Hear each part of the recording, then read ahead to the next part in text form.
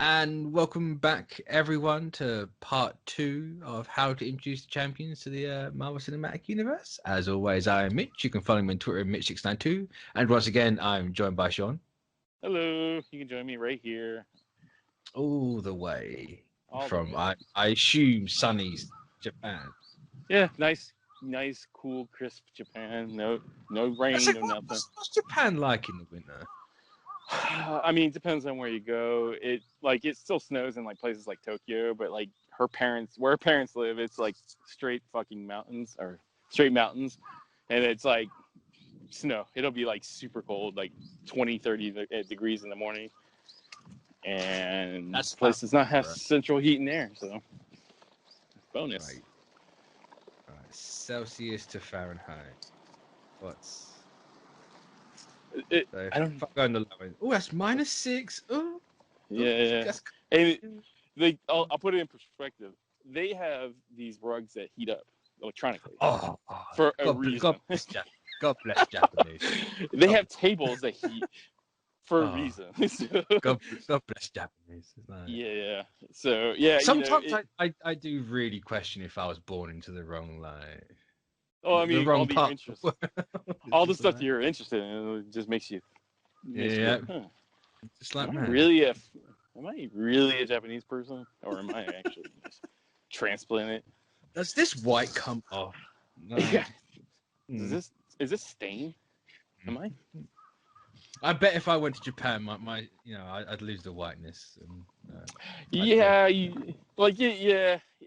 mean, if you went to Tokyo, I think you would probably lose everything because it's like right in your alley. Like, there's literally a town called the City of Electricity. So it's like toy stores, video game. Yeah. I spent a hell of a lot of time in the Gundam factory. There's a Gundam cafe. There's a Marvel cafe now. Street Fighter cafes. Where the last time we stayed at the place in the heart of Tokyo, Shinjuku, and like it was a Toho building. So it was a hotel that had a Godzilla on top that moved, and on the bottom there's Toho movie theater and museum. And then you walk to the left, a little to the left, and there's like a Street Fighter cafe with people dressed up as Street Fighters. The tables are the old Street Fighter cabinets, like converted. Nice. Like you can play. Yeah. Like it's just like everywhere you go. I think everybody in this podcast would probably like lose it. Like it's just. Actually, you can ask Carlton. I don't know. Do you know? Oh, Carlton. Yeah, Carlton would. Yeah. Yeah. I think he was stationed. I'd say he was stationed down in Japan, wasn't he? Yeah. Yeah. He probably knows exactly what I'm talking about. But for long time listeners, you'll remember Carlton from when there was about 8 different shows going on a week. Like you might remember Carlton if you listen to him. But yeah, I think people would enjoy it. I mean, like you would love it. Like there's places where you can buy like Gundam kits. Like I mean, in every building is probably a place. I mean, I'd absolutely love to go there. Part of me is like, if I go there, I would never financially recover. Yeah, I don't think you would leave. Actually, I think you would try to. I wouldn't leave. I'll be honest with you. I think you'd probably apply for a residency card. It's like I am what you call. I hate to admit it, but I am definitely a weeb. I am. A white we went to the Bandai headquarters the last time, and oh my god. Okay, I think you guys have heard of this though, but like they have literally a giant. They had like years ago they had a giant statue of a Gundam. Now they actually have a Gundam. They had the old original Granddaddy one, and then they tore that down to build the unicorn, and now you have I can't think what it's. I want to say Tokiyama or something like that. Tokiyama, yeah. I think they might be right, but literally like the life size, like Granddaddy. As soon as I'm done with the quarantine, I think we're going into Tokyo to visit a couple friends and hopefully get out there. Like, yeah, then you have to once you go to Tokyo, you have to quarantine for a week, and then when you come back, I have to quarantine for another week. So Like I don't know. It's fun. I'll do it. I don't care. I'll stay in a capsule hotel. I like. I was gonna say like because there's worse places to be stuck. But I mean, anyway, yeah. on topic. On topic. Getting way off subject here. I could ramble on with being in Tokyo for this God's day, country. but that's not this show. Champions. I'm not gonna go over who the cast was. They're all unknowns. You can go listen to the first part and find that one out. But John Watts for the director. I'll tell you what I'll do. I had, there was Miss Marvel, there was Miles Morales, Spider-Man, there was Sam Alexander Nova, there was Snowguard, there was Amadeus Cho-Hulk, Ironheart, and Viv Vision. That was my lineup for thing. Completely forgot. I did not write it down, but so you had a couple of Young Avengers mixed in. Yeah, I had the Wiccan and Speed. I had did I? Yeah, I was introducing Sam. And you had the obviously, I'm in Miss Marvel. He's going to be Miss Marvel because we're taking that right. I mean, that's the one. That's the free space in the bingo card. Yeah, why recast when they have already done the job for you? Exactly. So, man, what the heck? I want to say you had Amadeus Cho as well. I think I was shying away from him for some reason, but then you convinced me otherwise. But man, I'm really unprepared. Sorry, guys. Jet lag, tired. Jet lag kid. But I mean, I've lost myself in Destiny recently, so it's kind of yeah, that sounds like fun. Next week, I promise, maybe. Yeah, sorry, guys. I'll have my. Like, I can't remember who you had directing either. Man, see, that's where I'm. Oh boy. Either way, I John Watts. All right, let's stick with John. Let's stick with the one I remember because I wrote mine down. I can just look at it. This is gonna be a great series, guys. By the way, us guessing who we had last time. So I do not apologize. I know the villain was Ultron. I felt like Ultron was the big talk point. Close. Ultron was, well, at least from mine anyway. I had Ultron as more their Jarvis, their AI. The villain, I didn't really have a villain. I don't think. What does that do? I think we established that like the villain is harder because like there really isn't a villain prime in that. I know I wanted to go for the route of like a more everyday, like real world teenage issue. I thought we were talking about the sheriff of that town for some reason. I think we did. I think that was part of it. Yeah, I think that was definitely part of it. That does ring a bell. And like, because I was saying about how you use Ultron for change, and he wants his change. The champions want their change. Yeah, you mix it up that way, and then you can build Ultron up for that. For this one, Ultron. Yeah, I'm saying for this one, I can't remember the name of the villain, and I've been searching for it for hours, and I can't think, and I can't even find the issue that he was in. But it was very early on in the run, but there was like it's an energy absorbing villain, and he was running a town or something to absorb all this energy. And it was I think it's when they introduced Snowguard. And for the life of me, I can't remember what his name was, or really what he did. He's a proper D-list, like second-rate villain that's off to the side where he belongs, and he was perfect for the start of their run.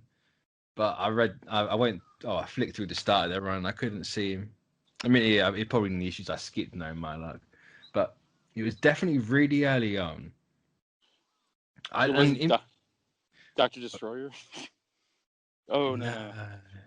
He was white and red. I can't think of his name. And the worst bit is he was in something else right before it, and I can't think of what that series was. Because if I knew that, I could have found it out. But it was either way. It's very timely. The old Google machine. For who I wanted to cast as him. So I thought this the other day. It's like if you get Alfred Molina back. Or Molina back, and have it as him because it's kind of a very similar character to Duck Huck in a way, just a very second like D-list version of Doc Ock. Mhm. So, like, get him in there. You know, he can do his thing with that.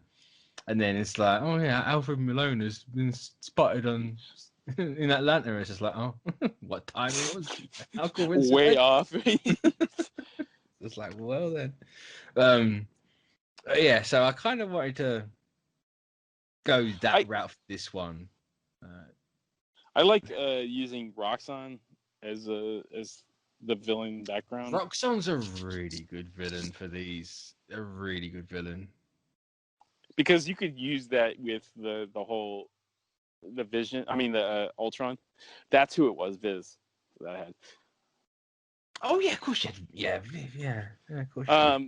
So you could. I was wanting to use Roxxon as kind of like manipulating the background into getting them to use, like, manipulating the champions into doing basically what they want and masking it as like what they want, you know. And you don't reveal it's Roxxon until the end of the second one, and they're like, you just kind of pan off, and it's just like, you know, it just shows Roxxon oil. MODOK, yeah. MODOK has to be voiced by Patton Oswalt. 100%. I'm pretty certain we did something a while ago with MODOK in it, and we mentioned MODOK recently, and I can't remember. I think it was because of like I think one of us mentioned it, and you're like, no, because of the game. Yeah, as long as there's something like that. I say there was some. MODOK mentioned somewhere. But MODOK would be great. Yeah. MODOK would be like a serious but not really serious villain, like, if that makes any sense. Like, because like he's not. It's MODOK. It makes perfect sense. Yeah, because he's not. I mean, like, he's scary. Like, I think the game made him more scary than he actually needed to be. Because he's more of a. We have to make him super serious. Yeah, I always liked the MODOK of the comics. It was like, I mean, like, he sounds like he's like deadly serious, but it's coming from a talking oversized head in a floating chair, so it's not really that serious. Like, come on. It's like, it's honestly not that serious, because you're looking at him and like, I'm sure the people that he's working with is just trying not to laugh as hard as he can. That's why they all have the beekeeper uniforms on, so you can't see, like, struggling. They're all laughing at MODOK.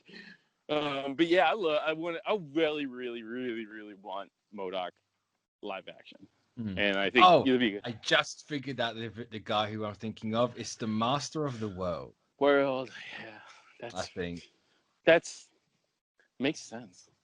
Pretty certain it was the Master of the World. He might not have been looking at it now, actually, but you know what? So I'm gonna go Master of the World as one of them. It's white, D-list. it's red. The suit's white and red. It matches up. It's fine. And he's D-listed. So. Exactly. Yeah. So again, kind of that direction. Which in a way, I suppose, is a very similar thing to like the Roxxon. Both big corporation. Yeah. Of the thing. Right. Because you could. I mean, you could. It makes so much sense with like the champions. Like what are young kids these days always babbing on about that needs to change? Environment. $1 billion corporations. Yeah. Have them find one of them. Who's Ultron gonna want out of the way? Yeah. $1 billion corporation. Yeah. I know. See, you might not remember stuff, but it all fits together in the end. It all comes together. When you dump the puzzle box out, they're not all matching, but eventually it does make a picture. As I say, just give us a minute and we'll come together and the ramblings will make sense. We were literally taking a square peg and putting it in a round one and making it fit. Like, that's exactly what we're doing. If you shave off the sides of a square peg, it's round. It's round. If the colors match, then it looks like it. Modern problems require modern solutions. Like, gotta think outside the box, man. You really do. It's not dumb. It's high IQ. No one else on the YouTube will make the play we just made, but hey, we did it. Trailblazers. I think I was gonna say we are the ones that you know make the foundation for everybody else. Absolutely, yeah, absolutely. We are the foundation. We are the foundations of all the people that make Battle. So that makes everything awesome, and all those other YouTube channels have to thank us eventually. Because so people are going to take that bit way too seriously, and it's just like, you know what? I'm not even going to reply. Don't take it seriously, because I could care. But yeah, like Ultra. I mean, MODOK is. I think you could work MODOK into like anything almost. In any situation. Because he is At some point, I want to. I don't think it's ever been done before. I need an Ultron possessed MODOK. Oh God! Did they do that in the comics? I don't think they have. See, trailblazing. Yeah. See, you'll never hear. There's a reason why you'd never hear that anywhere else, but I need it. Why not? Why not just we try to fit in the female MODOK too while we're at it? What, his wife from the show? Was it? Was she a real comic character though? I don't think so. Oh, man. Or at least the ones in the show from that first look, they're two like normal people. There's no way. Yeah, I thought there was a female version of MODOK out there. I'm sure someone. In fairness, there probably is. A, is the internet, so someone's drawn it. If there wasn't, B, they've thought of everything at this point. Yeah, I'm pretty sure they got kid MODOKs running around too. So. But yeah. The only thing I can't seem to nail down is the arc for the characters themselves. Because you've got to have a split at some point, right? You can't. I think you could use. If you're using Ultron as like the manipulating background character, then you could probably use Ultron as that divide.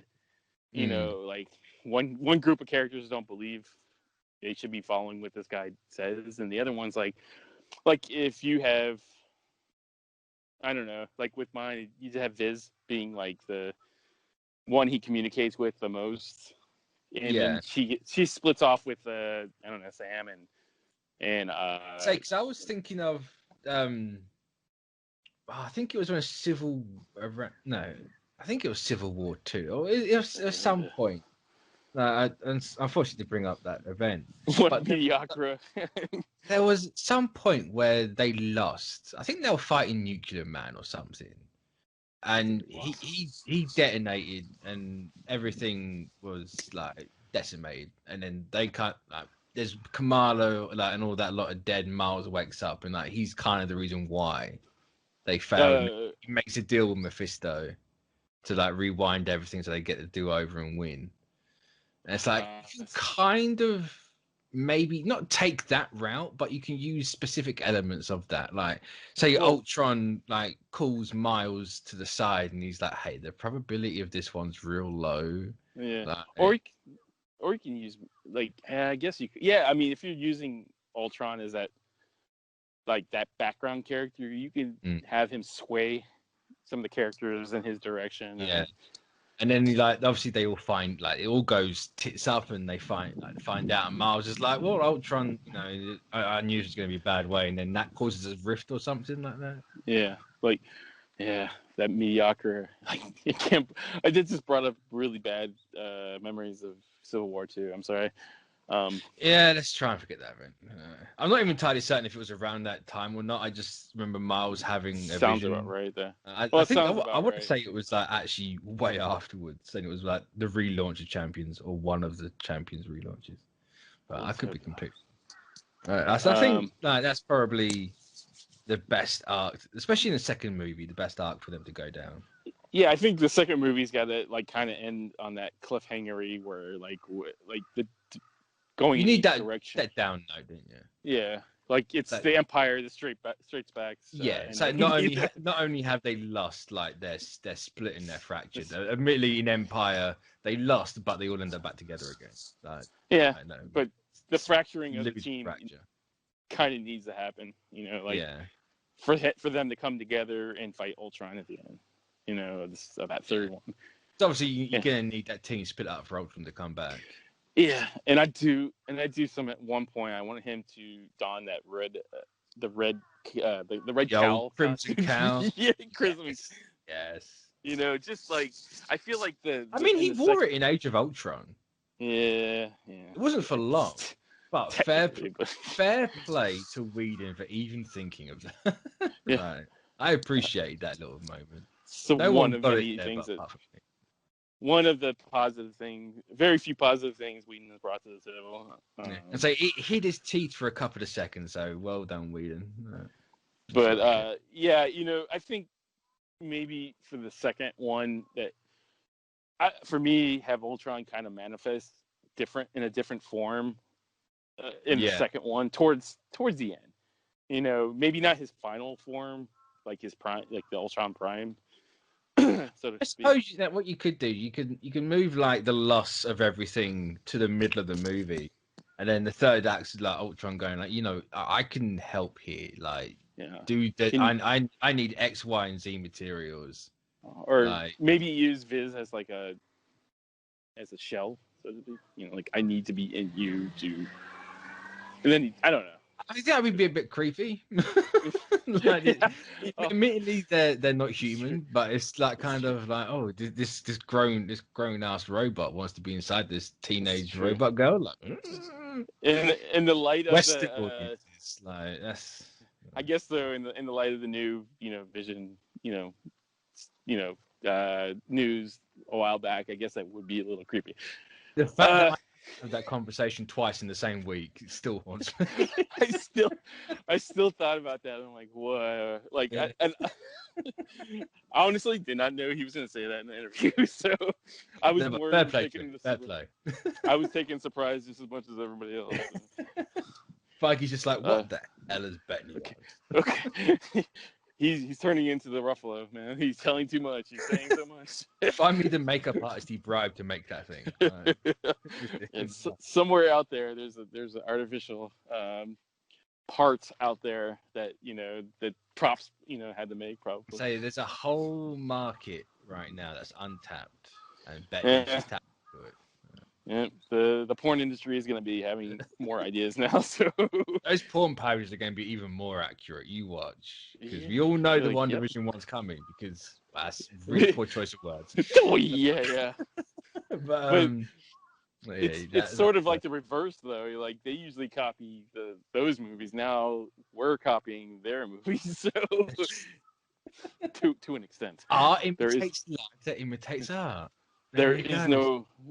There's no porn in Wanda. Close to it. I believe that.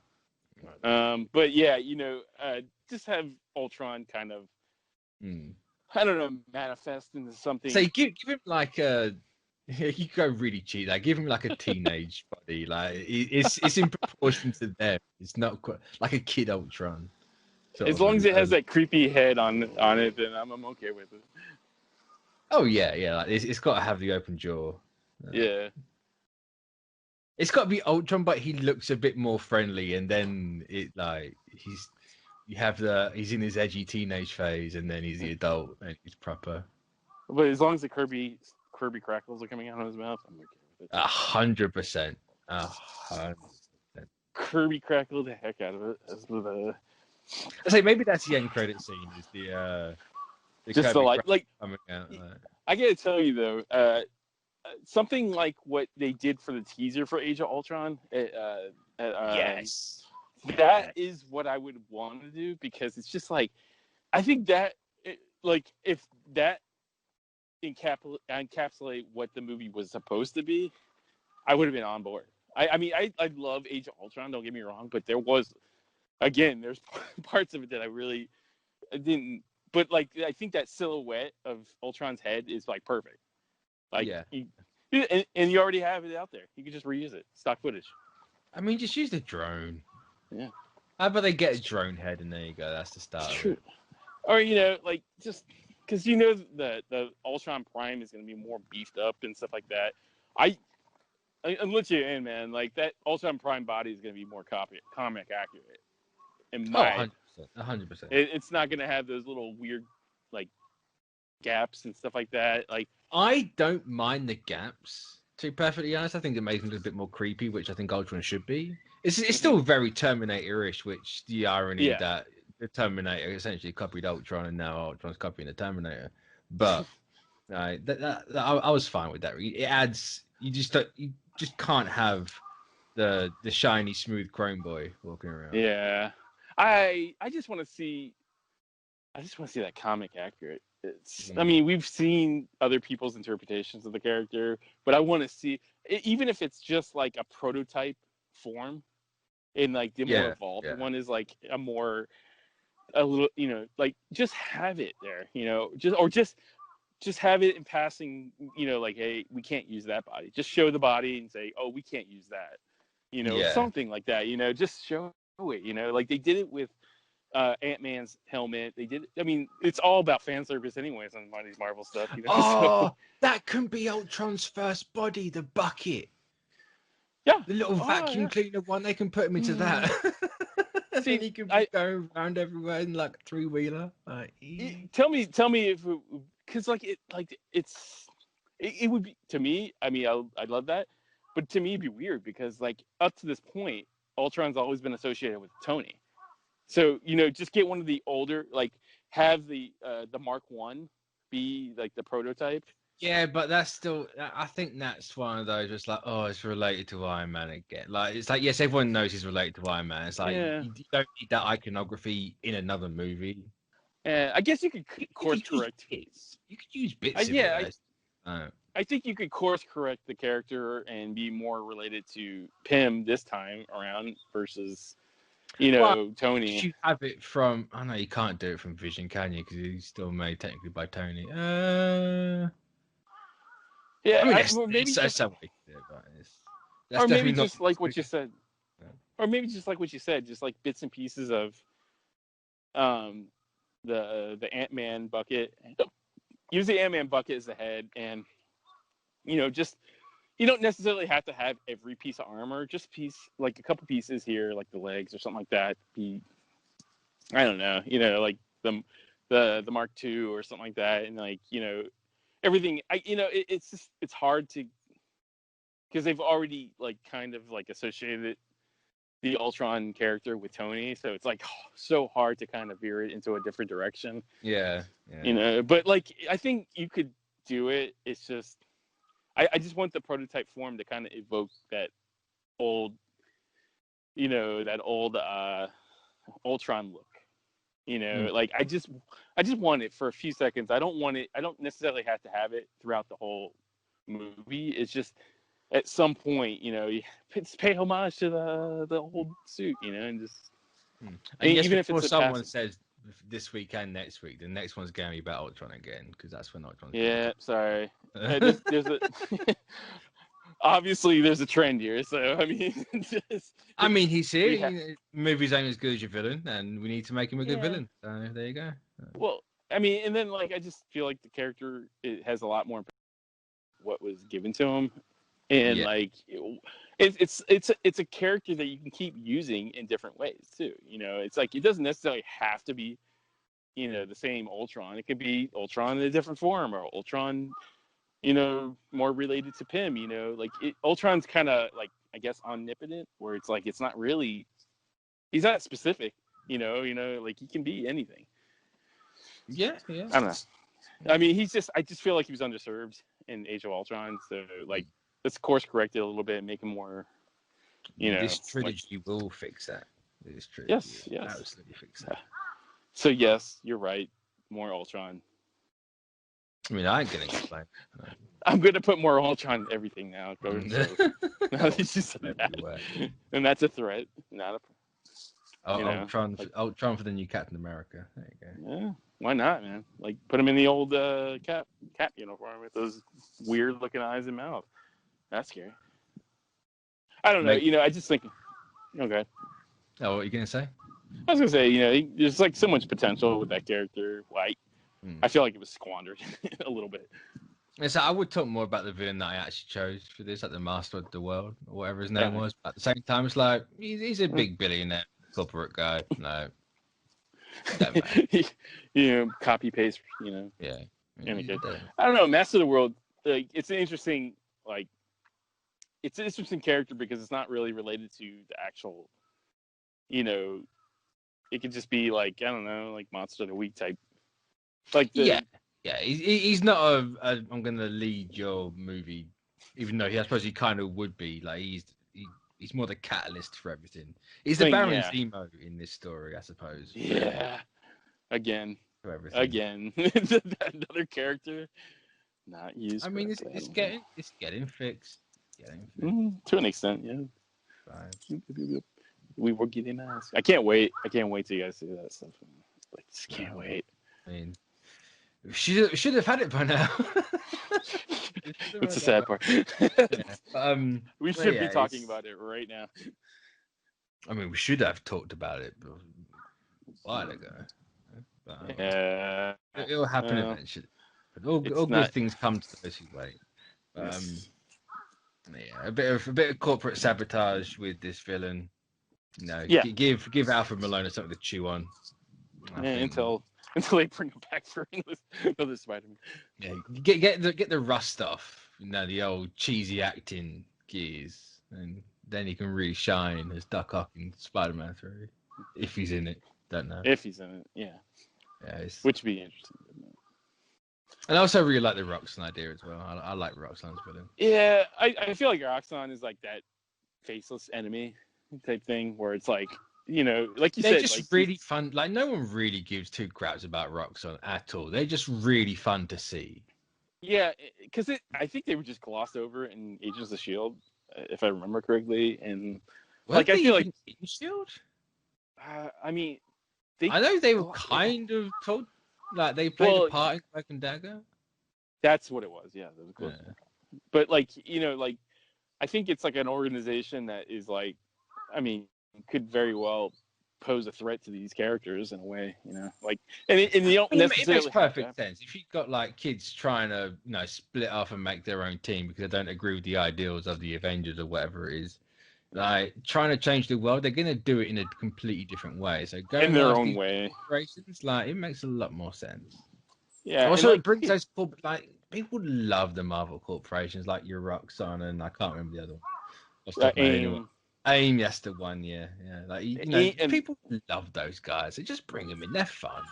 I mean, like, they're just like the faceless. I mean, they're like the hordes of villains that you fight that are like they're always there. You know, you can always depend on the organizations to. They have countless numbers, and they all look identical. So you can just punch the crap out of them. So they make for good, like, opening. Copy paste. You know, CGI, blah blah blah. Yeah, you can make them a bit more nefarious of what they're exactly trying to do, and you know, I think they did. Maybe the whole reason they're going after them in this one, hypothetically, is because they're like doing human experiments. You know, nick a bit of the Avengers game, like they're doing something with these, and of course, Miss Marvel's got a connection to that.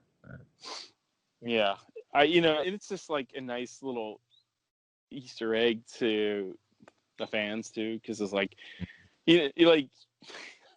I mean, you could pull a lot of stuff out of Roxxon. I mean, I don't know if anybody remembers like the whole Thing limited series where they pretty much produced like pro wrestlers as superpowered pro wrestlers. Yeah, I remember hearing about that. I mean, you can like nod to that in the. I say Roxxon are like the really bad idea company. It's like Google if they went wrong, you know. Yeah, it's that whole Jeff Goldblum from Jurassic World, and it's like, you know, you were so preoccupied whether you could, you didn't stop thinking if you should. It's like Roxxon are the definition of they are the Jurassic Park scientists. They will not care. They think it, they make it. That doesn't matter.